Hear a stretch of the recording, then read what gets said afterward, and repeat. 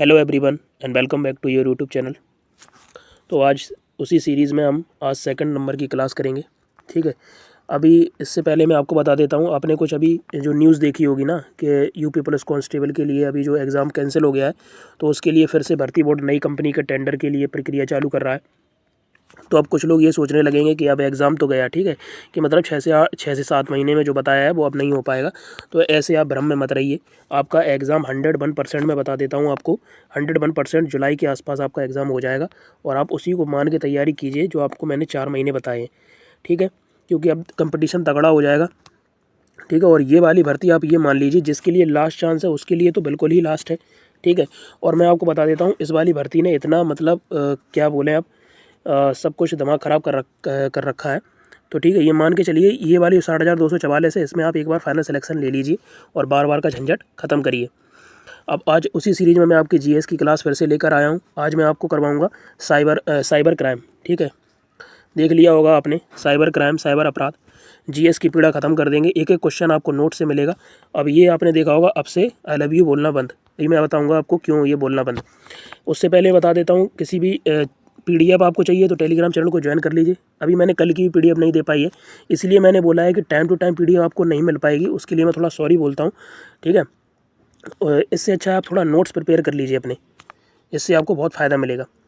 और आप अपनी तैयारी में बिल्कुल अच्छे से लग जाइए। आपको इससे बाहर कोई भी क्लास देखने की ज़रूरत नहीं है। इस वाली मैं वीडियो को बता देता हूँ कि जो ये साइबर क्राइम की वीडियो करा रहा हूँ, इसको मैं 2 पार्ट में कराऊंगा। ठीक है, अगर मैं अब एक ही पार्ट में कराता तो काफ़ी थोड़ी बड़ी हो जाती, 20 से 25 मिनट लग जाते, तो उतनी बड़ी वीडियो मैं बनाना नहीं चाहता। अब इसमें चलिए डिस्कस कर लेते हैं।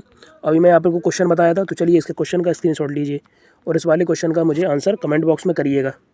ठीक है, पिछले वाले क्वेश्चन का भी आपने नहीं किया था, आपको बस इनका आंसर करना है। और आपसे केवल एक ही रिक्वेस्ट है कि आप थोड़ा सा सीरीज को सपोर्ट करिए, लाइक करिए, और आप थोड़ा सा जो आपके पढ़ने वाले हैं उनमें थोड़ा शेयर कर दीजिए करिए। सिलेबस आपको पता ही है, सारे टॉपिक मैं कराने वाला हूँ आपको। सिलेबस के अकॉर्डिंग ही पढ़ेंगे तो आपका सिलेक्शन होगा पक्का, क्योंकि पेपर आपका सिलेबस के अकॉर्डिंग ही आने वाला है। और कहीं से भी आप भटकते रहिए तो उससे कोई मतलब निकलने वाला है नहीं। 1 से 1.5 घंटे की वीडियो पर टाइम वेस्ट करने से अच्छा है आप इनको 10 से 15 मिनट की वीडियो देखिए, नोट्स बनाइए और बार बार रिवाइज़ करिए। चलिए चलते हैं, डिस्कस करते हैं। हमारी आज है सेकंड नंबर की क्लास। तो साइबर क्राइम, ठीक है, क्या होता है। अब ये देखिए, इंटरनेट के माध्यम से किया गया अपराध क्या कहलाता है, साइबर अपराध कहलाता है, सबको पता है। स्टैटिक फैक्ट हैं, आपको बस केवल रट लेने हैं इनको। उत्तर प्रदेश में साइबर पुलिस स्टेशन कितने हैं, 57 प्रस्तावित हैं। ठीक है, साइबर अपराध घटित होने पर सहायता के लिए आप क्या कर सकते हैं, साइबर सेल थाने में आप रिपोर्ट कर सकते हैं। ओके, डायल 112 और 1090 ये सब आप कर सकते हैं। उसके बाद भारतीय संविधान के अनुसार साइबर अपराध राज्य सूची का एक विषय है। ये बहुत इंपॉर्टेंट पॉइंट है, इसको नोट कर लीजिएगा। साइबर थानों की निगरानी के लिए जिले के पुलिस अधीक्षक, साइबर थानों की निगरानी कौन करता है, जिले का जो पुलिस अधीक्षक होता है उसके द्वारा निगरानी की जाती है। साइबर अपराध के प्रकार कितने होते हैं सबसे पहला प्रकार है रैनसमवेयर। इसको क्या बोलते हैं, ये होता है फिरौती मांगने वाला एक सॉफ्टवेयर होता है। इस सॉफ्टवेयर के द्वारा फाइलों को इनक्रिप्ट किया जाता है। अपराधी पैसे मांगता है और कंप्यूटर की सभी फाइलों को करप्ट कर देता है अगर आप उसको पैसे नहीं देते हैं। उसके बाद फिशिंग, आपने देखा होगा जो अभी 17 और 18 फरवरी को अभी रिसेंट में एग्जाम हुआ आपका यूपी पुलिस का, उसमें 17 की पहली शिफ्ट में, जिसमें मैंने भी एग्ज़ाम दिया था, उसमें ये फिशिंग से रिलेटेड क्वेश्चन आया था। तो ये होता है नकली वेबसाइट जो होती है वो आपको वास्तविक की तरह दिखाई देती है, उसको फिशिंग बोलते हैं। ठीक है, स्पैमिंग क्या होती है, स्पैमिंग आपको पता है, किसी भी मतलब बहुत बड़ी संख्या में अवांछित संदेश। ठीक है, आप सीधा मोटा मोटा समझ लीजिए कि स्पैमिंग का मतलब होता है जैसे आप किसी भी, अब जैसे मेरा यूट्यूब चैनल है या आपका भी कोई चैनल है या कहीं भी आप किसी भी यूट्यूब चैनल पर बहुत अधिक संख्या में कमेंट पे कमेंट कर देते हैं, किसी भी चीज़ को स्पैम बार बार करते हैं, तो उसको स्पैमिंग बोला जाता है। अब आगे है वाटनेट। वाटनेट क्या होता है, इसमें दूर बैठे हैकर्स द्वारा बाह्य रूप से नियंत्रित किया जाता है। ओके, अब है अगला। अभी भी आपके पास टाइम है, बढ़िया सफिशिएंट टाइम है, 3 से 4 महीने का। आराम से इन वीडियोस को देखिए और आपकी जीएस की टेंशन तो खत्म हो जाएगी। मैं ज़्यादा नहीं बोलता, फिर भी आप लगभग 25 से लेकर 28 तक क्वेश्चन आराम से करेंगे। ठीक है, हो सकता है 30-32 भी हो जाएं। ठीक है, मालवेयर अटैक, जहां कंप्यूटर सिस्टम या नेटवर्क कंप्यूटर वायरस से संक्रमित हो जाता है। बाकी के स्टैटिक टॉपिक हैं, जैसे आपके महत्वपूर्ण दिवस हो गए, महत्वपूर्ण, ठीक है, जो पुस्तकें वगैरह हो गई, ये तो आप अपनी ल्यूसेंट बुक से भी कर सकते हैं। कुछ भी होगा आपके पास, हिस्ट्री पॉलिटी, उनसे ही कर लीजिए। बाकी स्टडी टॉपिक मैं आपको करा ही रहा हूँ, तो आपको टेंशन लेने की ज़रूरत है नहीं। हैकिंग के लिए, हैकिंग क्या होती है, किसी कंप्यूटर तक अनधिकृत पहुँच हैकिंग कहलाती है। नोट करके लिख लीजिएगा इसमें, कोई विदेशी नागरिक भारत का सर्वर प्रयोग करके अश्लील सामग्री अगर प्रकाशित करता है तो उसे भारत के साइबर लॉ से दंड मिलता है। साइबर अपराध समन्वय केंद्र क्या कहाँ पर है? नई दिल्ली में है। ठीक है, अब यहाँ पर अगला पॉइंट देखिए, इंटरनेट पर साइबर अपराधियों के अपराध से उचित संरक्षण प्रदान करता है एनोनिमिटी। ठीक है, ट्रोजन हॉर्स क्या है? दुर्भावनापूर्ण एक प्रोग्राम है।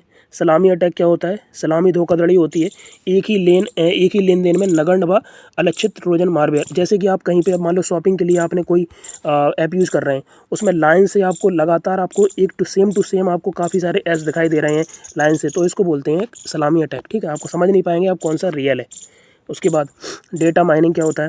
परिणामों का पूर्वानुमान करने के लिए बड़े बड़े डेटा सेटों के भीतर विसंगतियां, पैटर्न व सहसंबंधी का पता लगाने में। वह साइबर अपराध जहां साइबर अपराधी नेटवर्क को नष्ट करने के लिए व्यर्थ ट्रैफिक से वेबसाइट बनाते हैं, उसको क्या बोलते हैं? इसका फुल फॉर्म पूछा गया था, disturbed Daniel of service attack. ठीक है, DDSA। उसके बाद एक सॉफ्टवेयर जो हार्डवेयर को नुकसान पहुंचाने, डेटा चोरी करने के मकसद से तैयार किया गया, उसको क्या बोलते हैं? मालवेयर। ठीक है, आगे चलिए, सॉरी एक मिनट, आगे देखिए, यहाँ पर ये क्वेश्चन है, साइबर अपराध की जागरूकता के लिए ट्विटर पर अकाउंट नेम क्या है? साइबर दोस्त, गृह मंत्रालय ने चलाया है। ये आपका करंट का क्वेश्चन भी हो जाएगा। ठीक है, आगे चलिए, मैंने आपको बता दिया ये 2 पार्टों में मैं आपको वीडियो कराने वाला हूँ। ये आपका फर्स्ट पार्ट है, उसके बाद सेकंड पार्ट होगा, वो भी थोड़ा छोटा ही होगा। ठीक है, 8 से 10 मिनट की वीडियो होगी बस। साइबर अपराध के लिए शिकायत नंबर क्या है? 1930। ये आपका पूछा जा चुका है, 18 वाली शिफ्ट में आया था आई थिंक। ठीक है, देख लीजिएगा आप। भारत में साइबर अपराध से निपटने के लिए IT एक्ट 2000, ठीक है, जो IT एक्ट है वो 2000 में बना था। उसके बाद CCIC का फुल फॉर्म पूछा गया था, साइबर क्राइम इन्वेस्टिगेशन सेल। ठीक है, IT एक्ट लागू कब हुआ था? 17 अक्टूबर 2000 को। सबसे ज़्यादा साइबर अपराध वाले जो राज्य हैं वो कौन कौन से हैं? तेलंगाना है, कर्नाटक है, महाराष्ट्र है। ठीक है, साइबर स्टेट ऑफ इंडिया किसको बोला जाता है? महाराष्ट्र को। भारत की साइबर अपराध की राजधानी है भरतपुर।